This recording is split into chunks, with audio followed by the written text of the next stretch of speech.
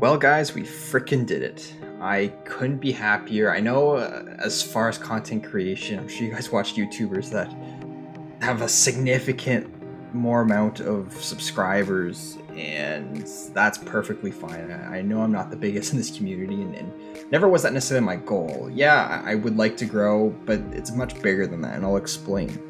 But I just want to give a huge shout out and thank everybody who subscribed over the last year and has liked all my videos, who have commented and given me really nice messages, encouraged me, given me tips even. I always welcome those, or have just shared their stories. I've had people who used to work on carrier ships that just tell me wild stories, or they have friends that fly F-16s or F-18s, and they share different tips, and it's honestly really inspiring and really nice to hear from all of you that you guys took your time to share your story with me.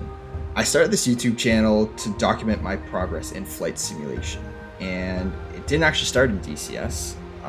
My goal ultimately is I wanted to be, growing up as a kid, be a fighter pilot, like many of you probably. That was, you guys, myself included, dreamed about.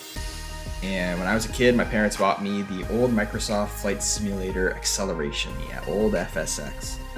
And honestly, it blew my mind. I didn't know that was even a thing. They bought me a joystick and just instantly fell in love.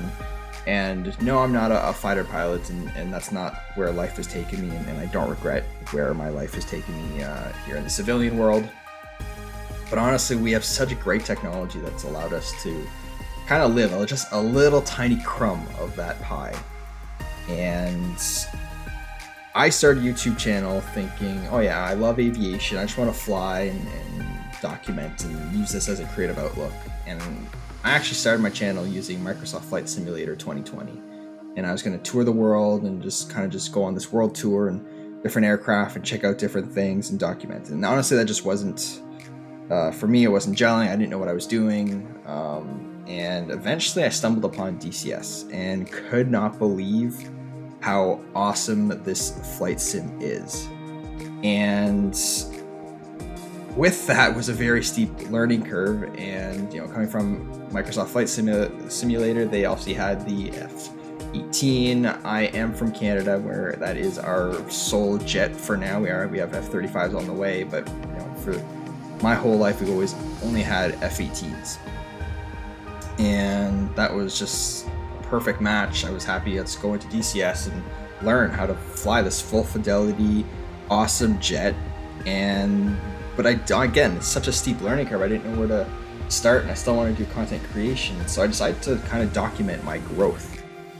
And for those who started with me even a year ago, and when I think I just about a year ago to the day I hit 100 subs, and I was actually really happy with that. Couldn't believe it. And you gotta celebrate the small victories, whether it be with this or in your personal lives. Every small victory helps in this journey we call life. I wanted to find and document my growth, but honestly, the DCS user manuals, as great as they are very extensive, and you can spend hours and hours going through tutorials on just trying to master a jet, and that just, you have inevitably have to do a bit of that, but that wasn't how I wanted to do it.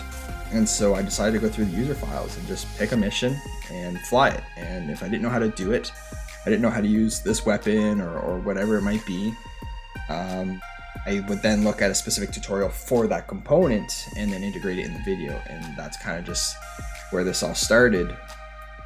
And so, mission by mission, I was given an objective, and it was a lot more engaging. It was a lot more motivating to try and learn the jet, and a lot more interactive and a lot more fulfilling as well. And that's kind of where my channel has grown since. And so if you follow the channel for a bit, you know that I find different missions in the user files that are public for everybody, so everybody can fly them. And as long as you have the jet and maybe the odd map or super carrier module, but you were able to fly them as well. And I kind of just gave a walkthrough. Whether you play DCS or not, or you just like the content, like the mission and the immersion that comes with it, or you're thinking of joining DCS, I think my channel's kind of developed this nice big catalog of different missions that you guys can go through and practice different skills, and ultimately that was my goal.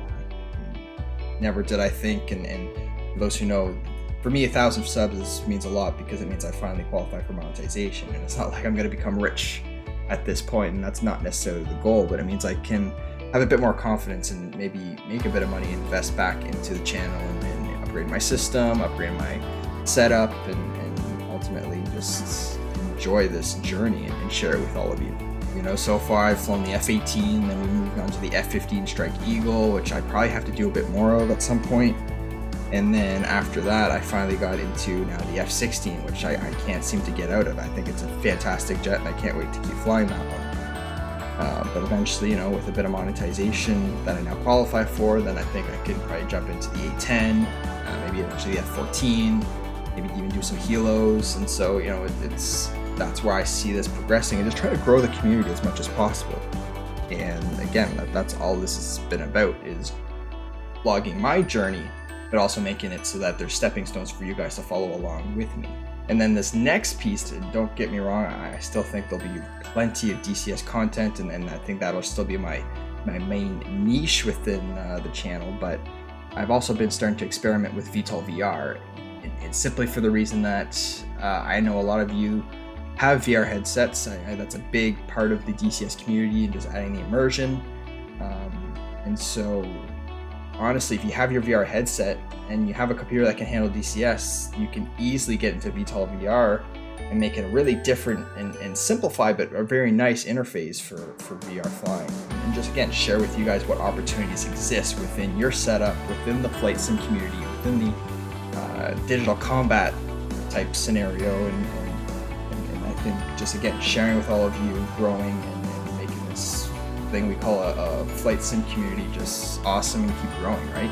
So I appreciate you guys all for the 1,000 subs. I appreciate you guys for all the positive comments, and by all means keep them coming. Like I've said before, when you guys comment down below, I read them all. That's kind of the nice thing about being a smaller YouTube channel, is I don't get bombarded with thousands or hundreds even of comments and whatnot. So there's a good chance that if you guys say something, I'll remember it and try my best to incorporate it, because that's again, everything I do, I try and do for you guys. Well, I thank you guys all for 1,000 subs, and I can't wait to see what's next in the next year. Thanks a lot, guys. Yankee out.